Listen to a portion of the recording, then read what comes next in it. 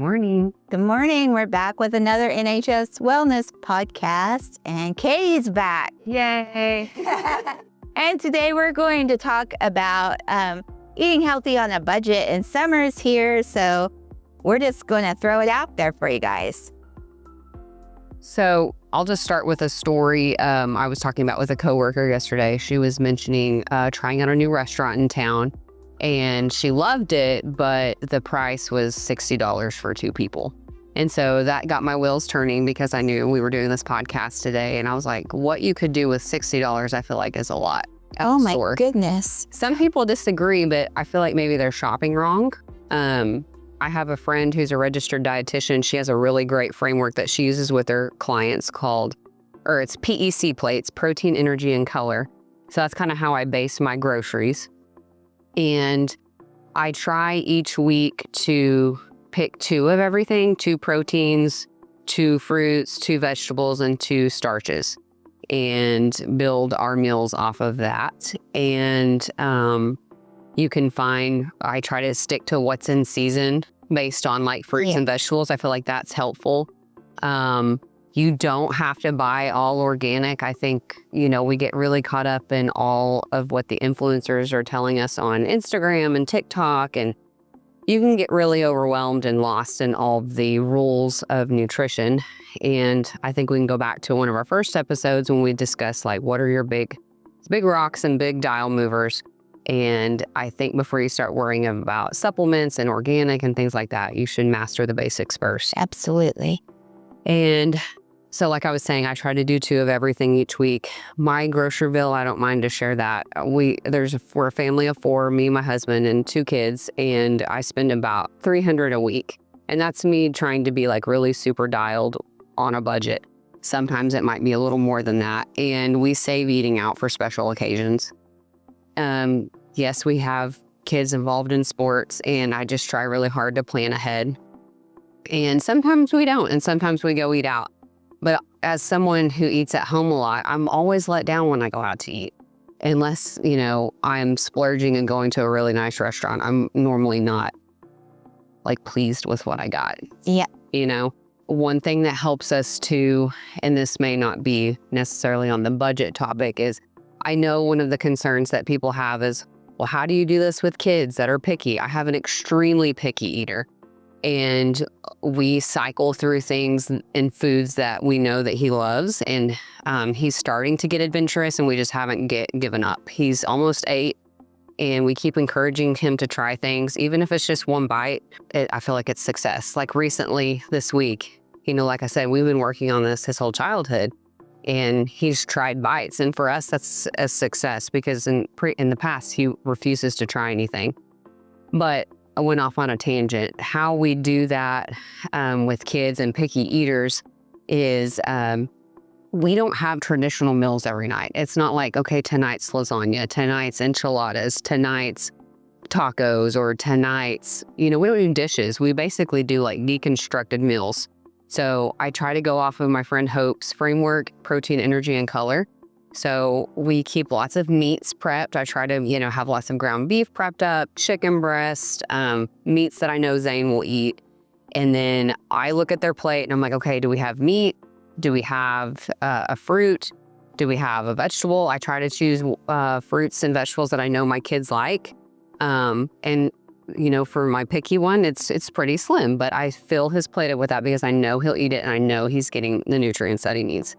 If I'm making something different that maybe he doesn't like, I'm like, hey, you should try this. Like the other night I made some panko crusted chicken breast, and I was like, hey, you should try this. It's really good. Kind of tastes like fried chicken. So he tried to buy it and he's like, not for me. So, but to me, that was success because he tried it. Right. Lots of dietitians or a dietitian specifically for kids that I follow on Instagram talks about filling their plates with a safe food that they're going to get full on. I'm not the old school person that is like, if you don't eat, then you go hungry. I struggle with that. So I try to put what I know is like, he loves my sourdough bread. So I try to keep make sure he gets a big piece of sourdough bread with butter on it. And then the other foods, because I know that that's going to fill him up. And right now he's a kid.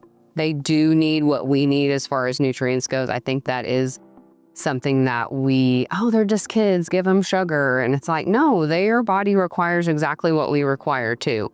Just because, more so probably. And I feel like that's an excuse a lot of parents are using is their kids, just let them have whatever they want. And I think until you have a child that responds poorly to sugar, like you don't understand until you experience that. So when you say a child responding poorly to sugar, are you saying their behavior, their health, their behavior? Yeah, because with one of my grands, he can't have sugar at all because he inflames. So we base things off of, we all have to eat like he eats because it's not fair. Even though he's a teenager, it's not fair. And he requires extra protein and lots of protein. I keep deviled eggs. That's a snack. Eat it. Yeah, that keep deviled eggs. I would make them with jalapeno peppers, with bacon, whatever. And I find that instead of going to the grocery store to get eggs, if I find a local seller that makes them, it's cheaper. Like I bought 7 dozen the other day for $20. See, that's hard to beat when people say that, it's almost just the same to go eat out, because think of what you can do with 7 dozen eggs. You can eat egg salad. That's on your salad or. Yeah, Rhythm made egg salad wraps last night. She put the sugar-free pickle relish in it, and she used the wraps. I get the healthy extreme or extreme wellness that have the lower carbs wraps for them, and she made egg salad wraps. She's 9, and I think, I like to buy out locally too, do the best I can. Yeah. I might buy meats that save a lot because it's cheaper than going to Walmart. I jump from one place to the other as far as that. And meal prep is big for me. I like to meal prep everything, have things frozen. And if I'm not home, they can put it in the microwave. Yeah. One thing you said about, he has to eat a certain way, so it's not fair that we do. But I think the biggest thing is our actions speak louder than words. So if you're telling your child to eat healthy, you need to be modeling that behavior. Absolutely. Absolutely. And I'm seeing a lot, childhood obesity and stuff. I know when I was growing up, it was you have to eat everything on your plate. And I don't believe in that either. Yeah. I don't believe in that. I don't know if it's PTSD or what, but I don't think that we should make kids eat completely everything that's on their plate. I think it's having them develop bad habits. It's good to teach them to listen to their body and stop when they feel full. Something we do with our kids, because I feel like our kids are at the age, and you probably can relate to this, is they won't stay seated at the table. They're taking bites and all around, and then just very distracted. So you're constantly having to tell them to sit down. So one thing we've kind of started doing is just if they don't finish their plate, because they're always hungry within 30 minutes. Oh my goodness. We just put it up and we're like, all right, we're going to reheat this and this is what you can finish. Mm-hmm. So. Yes. So tell me what a meal looks like for you in a week. Tell them what a meal, like when you're grocery shopping, or how you say you get 2 proteins and this for the week. Let's talk about your grocery shopping. Okay. So like right now I'm on a 93.7 ground turkey kick. So I bought a couple of packages of that. We always buy like family packs of chicken breasts. And I found that Tyson seems to be cheaper at Walmart. I normally stick with Walmart because they deliver, and I try to do things that are going to make my life easier in the season because I'm a full-time working mom, 2 kids, play sports, we're gone a lot. And let's see, we do salad kits a lot. I do frozen vegetables because it stays fresher longer. Yes. Fresh fruit. We've been doing lots of like strawberries and blackberries. My kids will eat that. What else? I buy the instant packages of rice, or I have a rice cooker. I love that. So we'll do rice in the rice cooker. I cook it in bone broth, so that adds some protein to it. If you have kids that don't like meat, that's another sneaky way to get protein into your kids, is cooking in bone broth. And so like Sundays when I'm making dinner for everybody, I'm going to make extra, or I'm just going to throw another skillet on the stove and make up a couple packages. Like Sunday night, I did ground turkey. And season it however you like. I just did salt and pepper and garlic, put it aside. And we had some extra dinner that my husband and I used for our lunch yesterday. He eats a lot, and so we buy a lot of meat. I made sure the kids had fruit on their plate. I had some fresh sourdough, so Zane had that. We made sure and had a protein and a fruit and a vegetable. And my husband and I take our food with us to work, like we plan ahead. I used to be where I would like portion out all my meals, but it just seems easier for me at this stage in my life just to make sure I have meat prepared, because that seems like the most lengthy thing to cook is your meat. So I think if you could have your meat prepared and then follow that two formula I was telling you about, like having 2 fruits, 2 vegetables, 2 starches, it's easier to throw something together. And then, like I said, I go off Hope's framework and just make sure we have protein, energy, and color. And protein is going to be lean meats, chicken breasts, ground turkey, lean ground beef, steaks, Greek yogurt, egg whites, lean cottage cheese, things like that. Protein powder. Your starch is going to be things like rice, potatoes, sweet potatoes, your fruit. And then when I said energy, your energy comes from fats and carbs. And those are pretty simple to have ready. Fats, cheese, avocados, butter, cooking oil, salad dressings. And you also, like I said, carbs. And then your color, your fruits and vegetables. And when you're talking about carbs, you're not talking about a Snickers. Correct. Talking about sweet potatoes, red potatoes, rice. Your fruit counts as a carb. Yeah. Usually, it's most of the time lower carb. On the low, what is it? The low glycemic. Yeah, index. And that's why we do red potatoes and sweet potatoes, because they're typically a lower glycemic. And if you can pair your carbs with a protein or a fat, it will actually not cause a dramatic blood sugar spike. And what you're wanting all day is a stable blood sugar, because what happens is when that blood sugar spikes, it crashes, your energy crashes, you start having cravings because your body's like more. So that's why if you see me, I'm always having protein with whatever I'm eating usually, because I'm trying not to make that spike. Same thing with my kids. Like if we're at a birthday party and they want a cupcake or whatever, I'm like, fine, as long as, they're getting some form of protein kind of with it. Mostly because I know it's going to affect my oldest child's mood.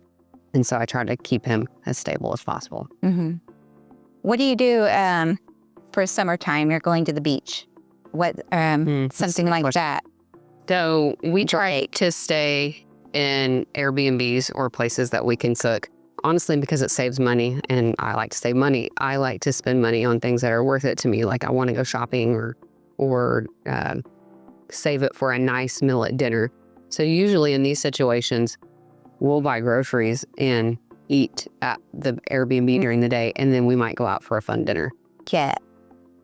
So, and I feel like my husband and I were just talking about this. There's really no excuse in this era that we live in, because you can, when I was younger, you couldn't find a healthy option at a convenience store. And now you can. There's jerky, there's nuts. They've got boiled eggs ready to go. They've got salads, they've got wraps.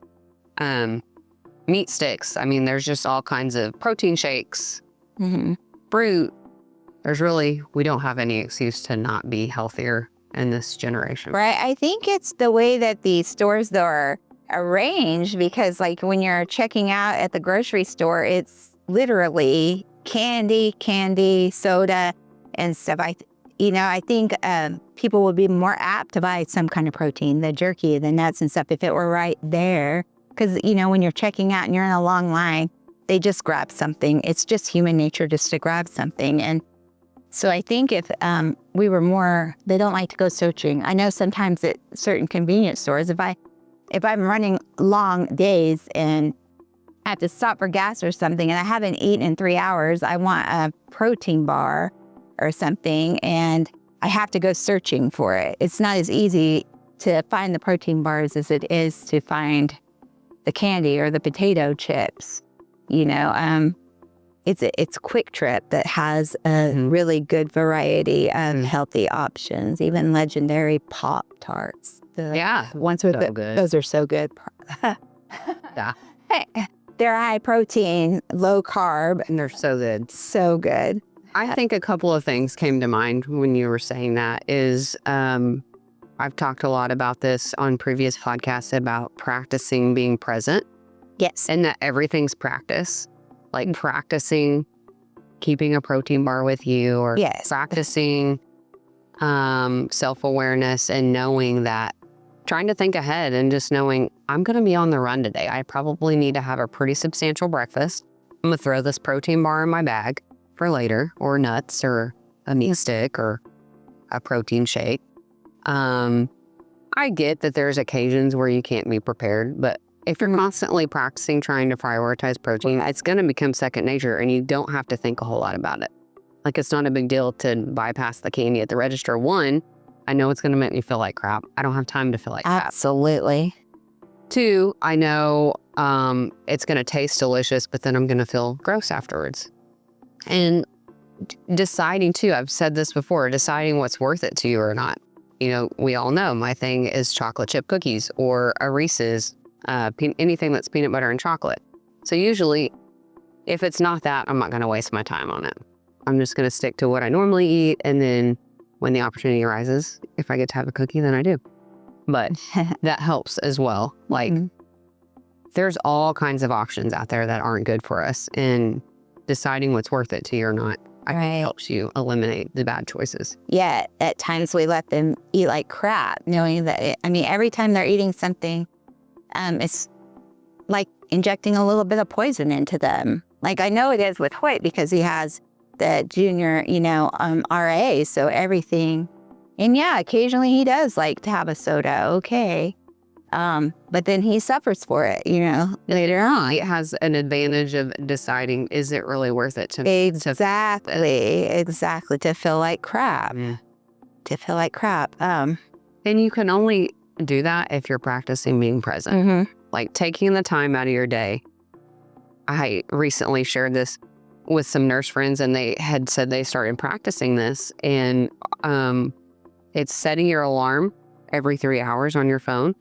And then just when the alarm goes off, just kind of checking in with yourself. That's how you can teach yourself to be more present in your life and more self-aware of what your body's doing and how you feel. It sounds a little woo-woo, but I feel like it works. It helps you just kind of stay present and self-aware of what's going on in your life. How am I feeling right now? Am I hungry? Do I need to eat? When's the last time I ate? Do I feel tired? Should I drink some water or have a high-protein snack? So, and just to wrap up, what our big takeaway is here, to help you not feel so lost at the grocery store and be mindful of your money, is focus on building your plates, protein, energy, and color. And one thing I didn't share is she also has another framework called the 2-MAC snack, meaning 2 macros for snack. So either a protein and a carb, a fat and a carb. Me personally, I'm more of like the protein always needs to be involved, and then you can choose a carb or a fat for your snacks. And then your breakfast, lunch, and dinner is where we focus on protein, energy, and color. And also doing the 2-2-2 method when shopping, 2 protein choices, 2 fruits, 2 vegetables, and 2 starches. It'll help eliminate like food waste and also help you be more mindful of your budget. And building a bowl and a plate and not necessarily making an elaborate meal. So as long as you nail those down, you should be good. See you next time.